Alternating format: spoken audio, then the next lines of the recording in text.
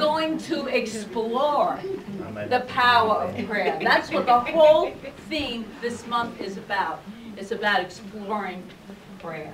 And I want to start off with a reading by our founder, Ernest Holmes, where he says, "No class of people on earth believe more in prayer than we do.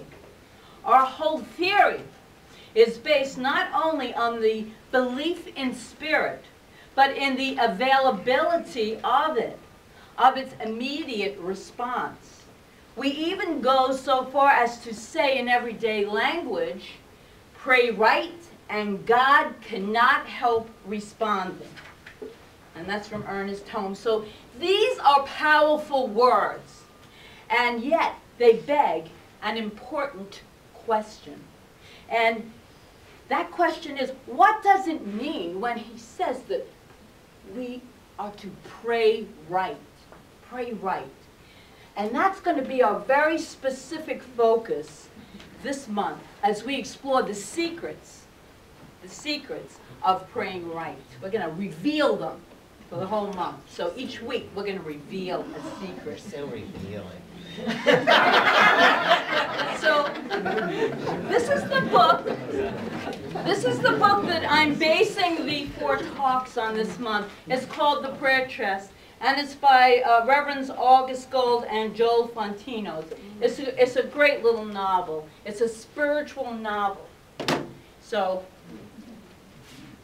yeah, it's a great little book. Well, before we begin our first secret of praying right according to the novel, let us spend a little time in making sure that we're all on the same page about what affirmative prayer, or what we call in science of mind, spiritual mind treatment, truly is.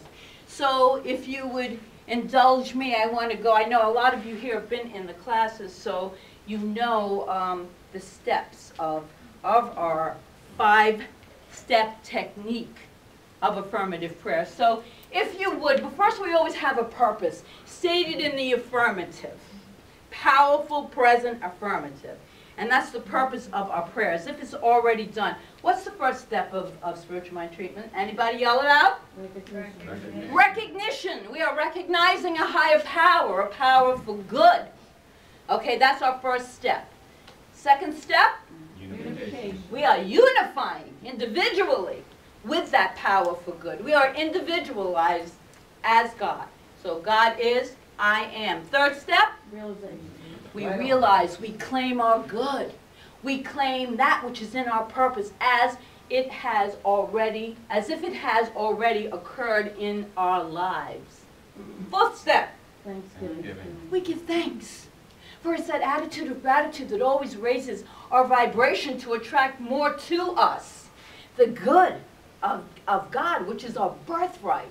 As Bill did a spiritual mind treatment for us this morning. He did affirmative prayer. That's how we begin the service. We claim that good. Last step. Release. Where do we release it?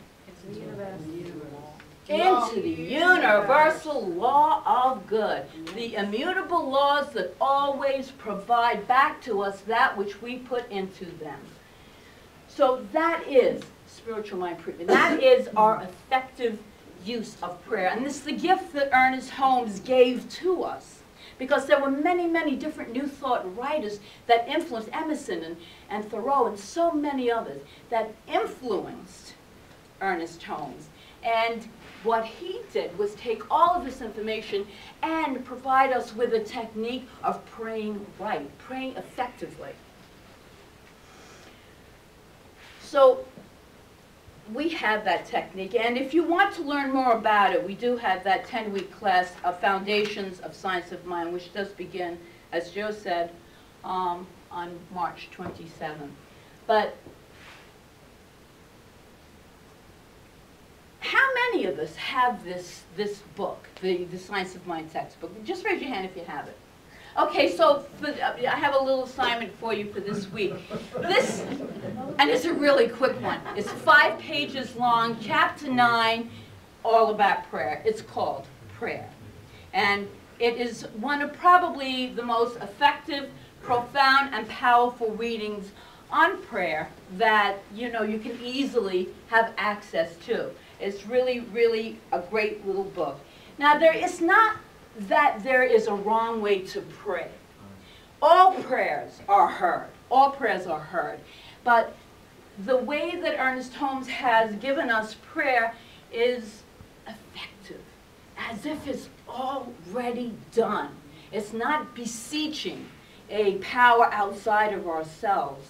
It's allowing the power within us to come forth and express in our lives and to claim our goods as if it already existed. And somewhere along the line of evolution of humanity, of humankind, we agreed upon the way some prayers should be. And it was that it is God's will that determines if our prayers get answered or not. Many of us have learned that. It's God's will. It's God's will if our prayers are answered or if they're not answered. And this belief comes from what we call race consciousness, which is the collective unconscious, a group of humanity, of human beings, agreed to that it was the will of the separate God to determine if our prayer is answered or not. And that is a little different from what we believe in science of mind. So I want to lay the groundwork for our prayer for the whole month. So in science of mind, we believe, in fact, that that is a great lie. And that lie robs us of our capacity to have our prayers truly answered, to have our prayers answered in the way in which, or better, something better, we always say this or something better, because sometimes, always, God's good outpictures anything that we can, for ourselves, claim. So this or something better, but it is not the will of God, it's the consciousness of the person praying. And Science of Mind, in Science of Mind, Ernest Holmes wrote in that chapter on prayer, most individuals who believe in God believe in prayer. But our idea of prayer changes as our idea of God changes. And it is natural for each to feel that his way of praying is the correct way. But we should bear in mind that the prayers which are effective, no matter whose prayers they may be, are effective because they embody certain universal principles which, when understood, can be consciously used. So it is those universal principles that we are going to be delving into this month. We're going to move into what those universal principles are and how we can effectively use prayer to shift our life, to shift our thinking, so that we can move into a better place of being the channels for God's good to move through us. And here is a powerful, powerful promise that is made in this book, the prayer chest. Slip 100 prayers into the chest and do not use the secrets of the prayer chest, and all 100 shall go unanswered.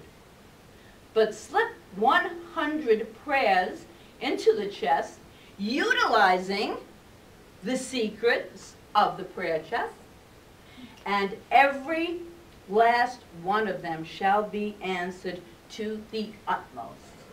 So the secrets of the prayer chest then return to us the authority. See, we are co-creators. We have a power that many of us are not aware of, that we can co-create with this infinite intelligence. We can do that. So it returns to us the power. And we may then have our prayers answered and to use that authority as we wish. As Ernest Holmes says, there is a power for good in this universe, and we can use it. There is a power for good, and we can use it. We can use it if we know it. If we know it. So today we're using this novel as a backdrop. As a backdrop. So we will look at and begin to embody the first universal principle, the first secret. Before exploring the first secret, though, let's set the stage. So before I give you that secret, it really isn't a secret, but we'll keep it here. So I'm just going to go over a little bit of the novel. And like I said, it's a great little novel. You can get it online. It's great. In the beginning of the novel, we meet Joseph Hutchinson, a man who Henry David Thoreau may have been thinking of when he wrote. Most men lead lives of quiet desperation and go to their grave with their songs still in them. You know anyone like that? Yeah, repeat that, Margaret. Can you repeat that? Yes. Most men lead lives of quiet desperation and go to the grave with their songs still in them. Now, when Joseph had something going for him, he had something going for him. He had this loving wife, he had these two beautiful children. But long ago, this is in the novel, long ago his dreams of being a carpenter were thwarted because he had to take over the family farm. He had to run this farm that had been in the family for over 100 years. And Joseph, he disdained farming.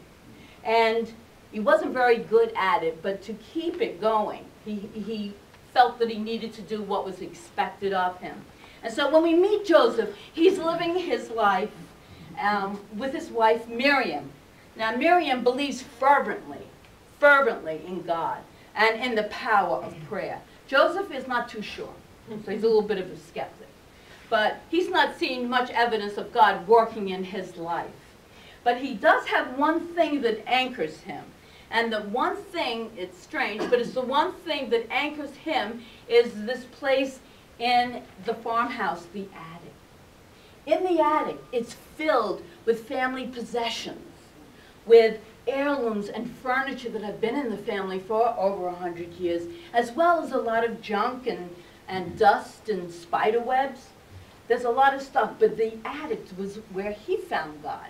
This is where he found God. And he goes to the attic where he's surrounded by all this stuff, and he feels a connection to his ancestors, and this is where he really feels grounded. And in fact, this is the place where he prays. And he prays basically to the attic. But one day, one of the most important prayers is not answered. He went up there and he prayed, and it was not answered. His beloved wife, Miriam, dies. And in a rage, in a blind fit of anger and sadness, he goes up to the attic and throws everything that's up in that attic out of the window. And he throws it to the stony, icy ground. And then he proceeds, once everything is thrown out, he leaves the attic and he goes down outside, never to return to the attic for a long time, and he burns everything. He just burns it all. And then he lives or goes through life living, but always with this sadness, this icy stone sadness. Not even his children, who always brought him such joy, could fill his heart, And he went for months that way with this cold heart. And just when he thought that life could get no worse, he learns that the bank has now placed this house in foreclosure. Wow. This house that had been in his family for generations and generations. And he knew he had missed a few payments, but he didn't think, how could the banker do this? You know, I've just lost my wife, and he's in this great sadness, and he's clinging on. And why is this happening to me? It simply isn't fair. I know we've never said that. This is not fair. But life happens. The banker says it's strictly only business. It's only business. But they must be out of the house in 1 month.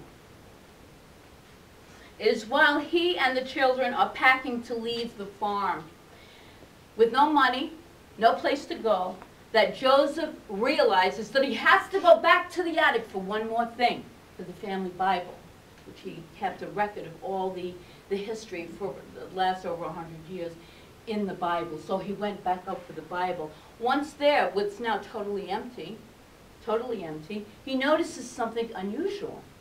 The wall that is underneath the window is boarded, and the rest of the room in the attic is exposed. And he never noticed this before because of all the stuff that was there. So what happened was this turned out to be a false wall. And as he opened it up, as he opened up this wall, he found in there this wooden chest. And inside the wooden chest was this very, very old notebook. And together with his two children, the novel goes on to say, he discovers that this wooden chest is a prayer chest. It's a prayer chest. And that the notebook written by his ancestor, Malachi, reveals 3 secrets to answered prayer. 3 secrets. And the notebook began, "Bring your prayers to the prayer chest, my son, and all you shall ask for will be answered one by one."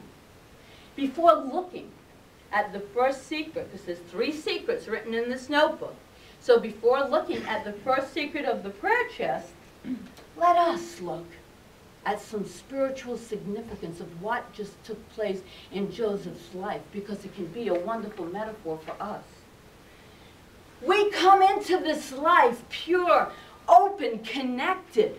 We are believing in ourselves. We come in with this unconditional love in our hearts, with special gifts, with great talents, each and every one of us. And we have these to give to the world. And then life happens. Stuff happens. We start to get boxed in. We start to shut down. We are told we are no good, or that we are not good enough.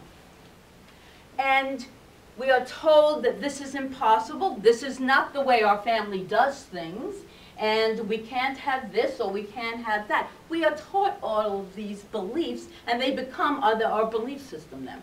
And we start to get boxed in. We start to, somewhere along the way in our lives, we find that our lives are simply not working. And often that realization happens in a cataclysmic event, a really powerful event in our lives, a coming to our knees, if you will, event. Some of you might have had 1 or 2 of those. Followed by what we might call a breakdown, a meltdown, a crisis of faith. There are a lot of terms that we give to this breakthrough. I call it a breakthrough, but it feels like a real breakdown. And we come to this point where life just isn't working. And this is what happened with Joseph. Life was just not working anymore. And he was hanging in there. And then when his wife died, he had the first part of his breakdown. And we saw it visibly in our minds when he started to throw everything out of the window. But what he was really doing when he threw everything out of that window is something very valuable that only a true breakdown or a breakthrough can bring to us. Metaphorically, he was throwing out all of his false beliefs, all of the notions that had been passed on to him from generation to generation, that we ourselves, I know that we carry these things around with us. Well, now he had that opportunity to throw it all out and burn it and let it just go, the smoke just rise up to the sky. And so for generation to generation, he had these beliefs passed on to him, and now he cleared them away. So that was a releasing, that was a meltdown that his breakdown led him to. All the clutter, the dust, the spider webs, all of that burned, gone. They were all clogging his consciousness, clogging his consciousness.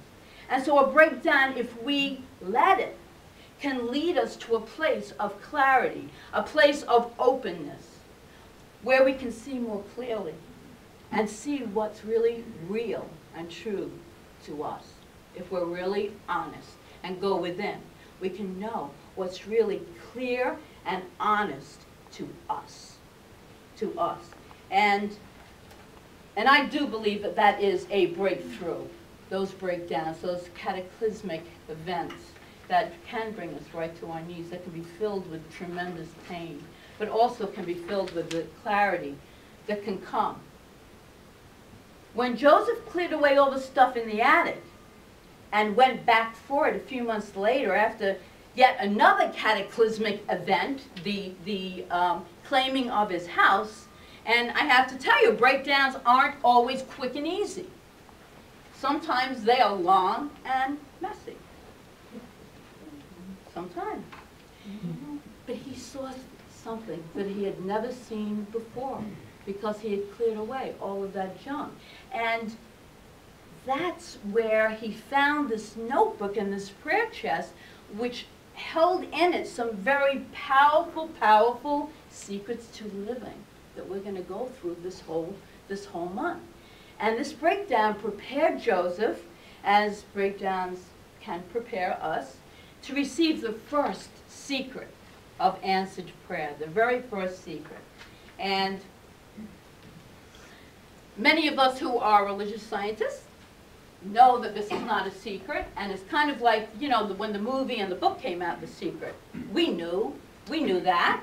You know, it made it nice for mass consciousness to hear about the law of attraction, but we had been practicing in science of mind or religious science for a very long time. This is a law that has always been in effect, and we have been using it, and prayer directs that law of attraction. So that secret is, the first secret that we're going to really talk about, and we're going to really go into depth next week, is that prayer is answered through you. Answered through you. Okay? That is the first secret. In the book, The Prayer Chest, Daniel is with his children as he opens this book and reads from the old notebook that his father, I'm quoting from the book now, that his father had left from him secrets written in them. And after reading the first secret, Joseph's son Daniel asked, what good was having a secret if he did not know what it meant? And he turned to his father, Joseph, and asked him that. And the father, Joseph, said, don't ask me without giving it some thought yourself. Think about it yourself, my son. And not quite understanding himself, Joseph didn't quite understand himself. Just remember, he was praying to the attic the whole time, what it meant. But Daniel spoke tentatively. What does it mean if I pray for something, I have to let that thing happen to me first? And then he forged on. He thought a little bit more and said, the prayer chest is like a door, and when we open it, our answer comes out. And Joseph let Daniel, his son, lose himself in the mystery. And Joseph said, the answer to our prayer comes in through the open door of the prayer chest and through the open door of our chest, of our heart, the heart that we each and every one have. This is where divinity lives within us, in our heart. So we open our heart. Then Daniel asks, what's the answer to our prayer? Us opening the door to get what we want, or opening our heart? And his father replied, both. Both what we want and what heaven wants for us. There is a good, and God wants us to use this good for ourselves. That is the truth that we are going to move in. We are moving into right here and right now. The first secret is that the prayer is moving through us. Our connection with this divine power for good moves through us. It is at the core of our being, the very essence of who we are. And it's up to us to get in touch with it. It's there, it's present within each and every one. And Ernest Holmes wrote, what God can do for us, God must do through us. What God does for us, God must do through us. It has to be through us. So the first secret of answered prayer is it is done through you. Through you. And the deeper truth is that God can do no more for us than we allow God to do through us. That's as much as it can do. As much as we open up, then we are guided. God cannot aid us except as it flows through our consciousness, through our consciousness, through our faith Do we have a faith in a higher power? Through our faith, through our vision, through our ideas, and through our open hearts. How open is your heart? How open is your heart? Through our receptivity and through our willingness, always the willingness. Our greatest power is the power to become what we have been created to be.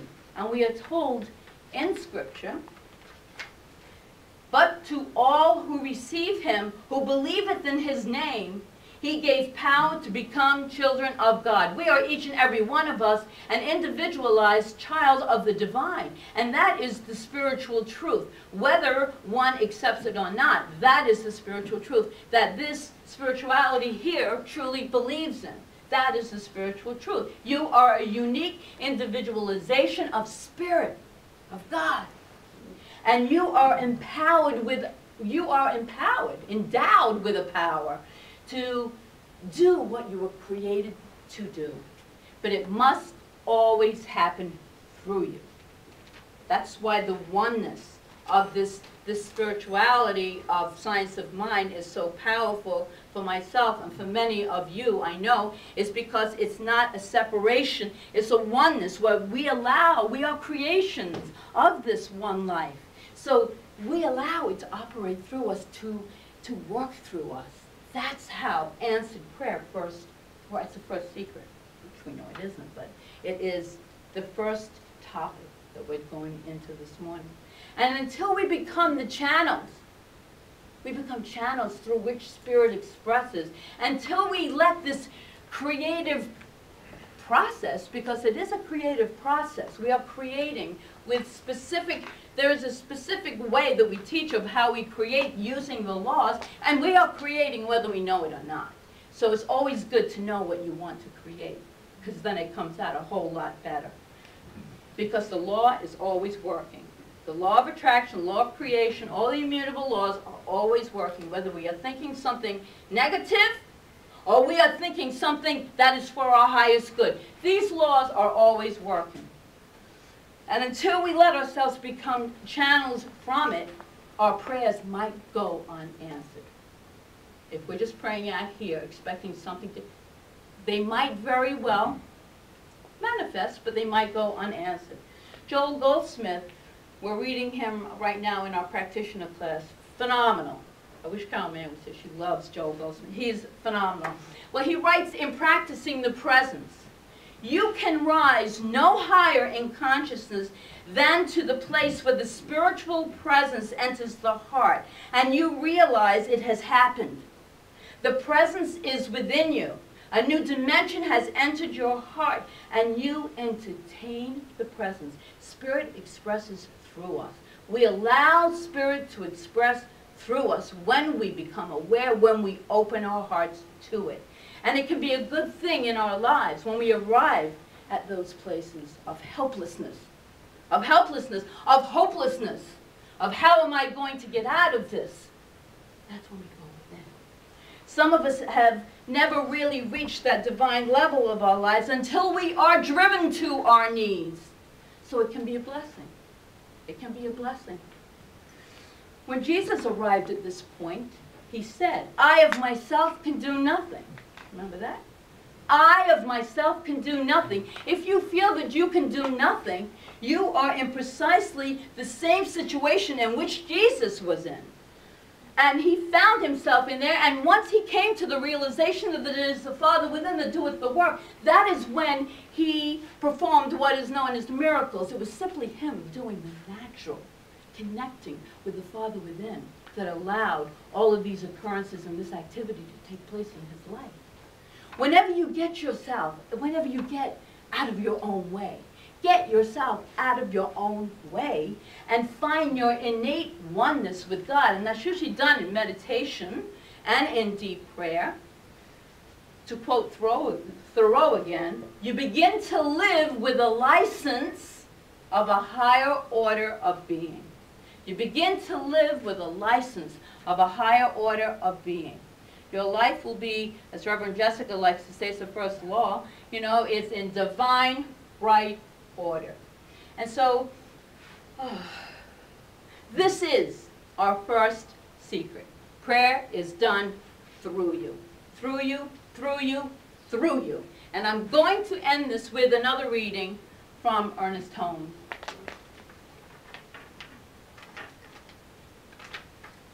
No jokes today. Serious stuff, folks. This is serious stuff. But it's not. It's light, it's joyful. It is done through us, so we can lighten up. We can lighten up. Isn't that great? Here's a religion, a spirituality, a philosophy, a science that you can lighten up. Anyway, Holmes didn't write that. I just said. Holmes did write this, however.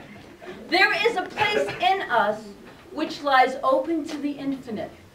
But when the Spirit brings its gift by pouring itself through us, it can only give to us what we take. This taking is mental. If we persist in saying that life will not give us that which is good, God won't answer our prayers. It cannot. For life must reveal itself to us through us. This pent-up energy of life and the possibility of further human evolution works through the manifestation of our will. The time is now, he says. The place is where we are. And it is done unto us as we believe. And so it is. Woo!